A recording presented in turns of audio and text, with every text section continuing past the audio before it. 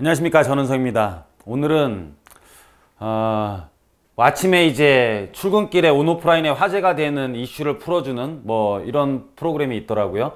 그래서 거기에서 나온 얘기인데 40억대 아파트 분양권을 1억 5천에 샀다라는 김지훈, 이 얘기를 한번 들어봤더니 이 당시에 트리마제라는 아파트가 미분양이었어요. 미분양이 났는데 이 친구가 한강변에 살았었대요. 그래갖고 너무 살기가 좋은 거예요. 그래서 여기에 아파트가 올라가면 되게 좋겠다라는 생각을 갖고 있었답니다. 그래서 1억 5천, 이 당시에 10%, 그러니까 분양가의 10%였죠. 여기 한 3천만 원 중반대에 분양을 했는데 지금 평당 가격이 1억이 넘습니다.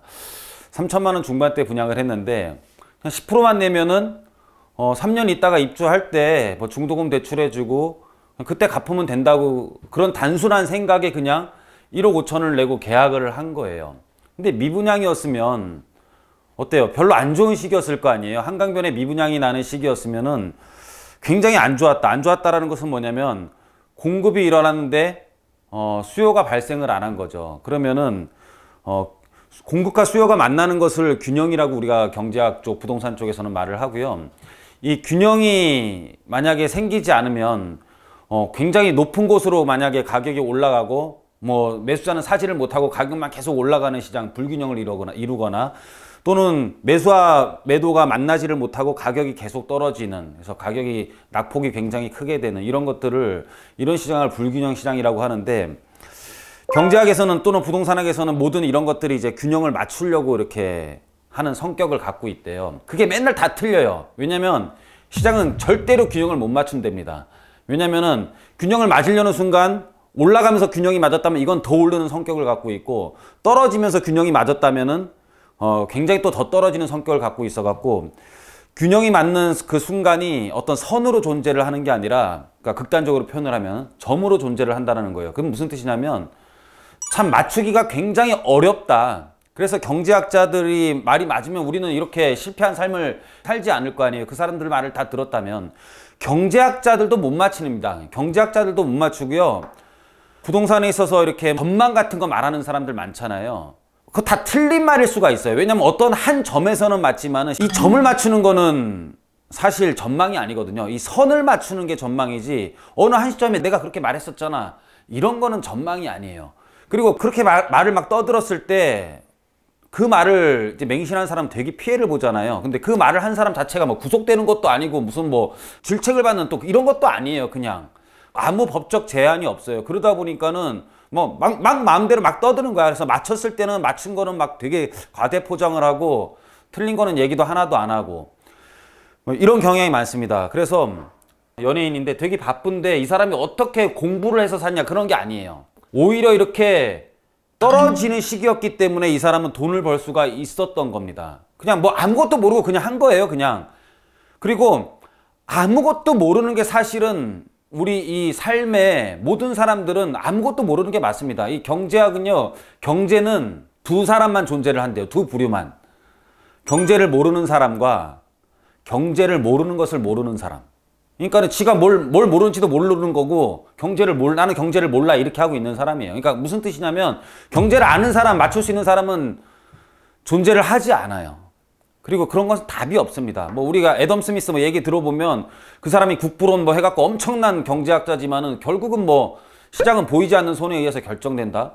뭡니까? 정확하게 말할 수 없다. 그냥 시장은 알아서 자율적으로 움직인다. 이런 뜻이잖아요.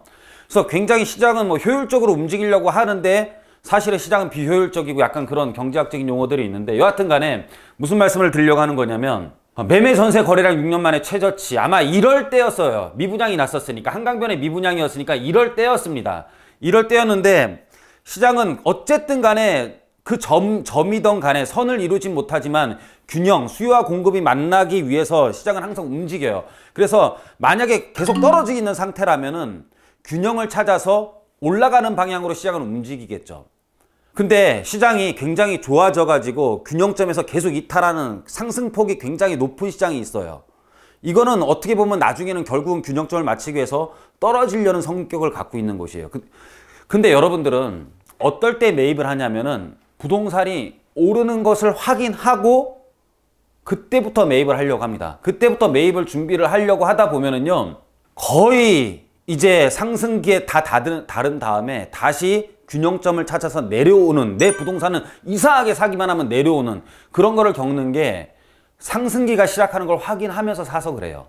근데 이 친구가 성공을 했었던 이유는 뭐냐면 뭐 그걸 몰랐을 거예요. 뭐 이 사람은 그게 하락기였던 뭐 이런 걸 몰랐을 겁니다. 미분양이니까 본인한테 기회가 왔다 이것만 짐작을 했던 것이고, 이 사람이 오른 이유는 뭐냐면 그냥 객관적으로 봤을 때 균형점이라는 게 있는데 많이 떨어진 시장이었죠. 미분양이니까. 이 시장은 상향으로 탄력성을 갖고 있는 시장이었어요. 균형점을 찾아서 올라갈 수 있는 성격을 갖고 있는, 그러니까 많이 내려간 시장이었기 때문에 올라가려는 성격을 갖고 있던 시장에서 1억 5천만 주고 15억의 분양을 받아서 지금 43억에 대한 물건을 갖고 있는 이유가 떨어진 시장에서 매입을 했기 때문입니다.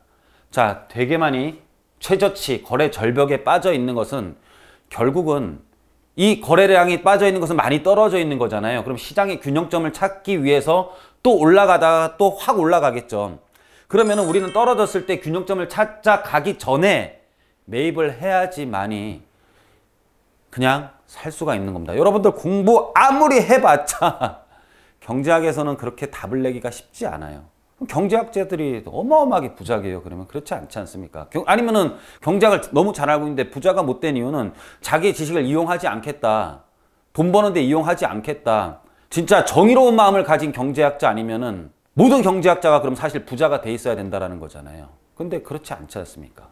근데 그렇지 않은데 무슨 또 공부를 하신다라는 겁니까? 그냥 시장은 항상 균형점을 찾아가는데 그건 점으로 존재하고 확 올라갔다 다시 또 내려갈 수가 있는 거고 떨어졌다가 올라갈 수 있는 것이다. 그러면 여러분들이 매입해야 되는 시점은 올라가는 것을 확인하면서 사는 게 아니라 떨어지고 계속 떨어지고 있다라면 어디가 끝인지 모르겠지만은 이렇게 많이 빠졌다라는 것은 결국은 올라갈 수 있는 확률이 높다라는 것을 의미한다라는 겁니다. 저 오늘 그냥 신문 기사를 보면서 저도 주저리 여러분께 말씀드렸고요. 여러분들이 괜찮다고 하시면 이런 방송을 좀 자주 해드리도록 하겠습니다. 자, 오늘 여기서 마치도록 하겠습니다. 감사합니다.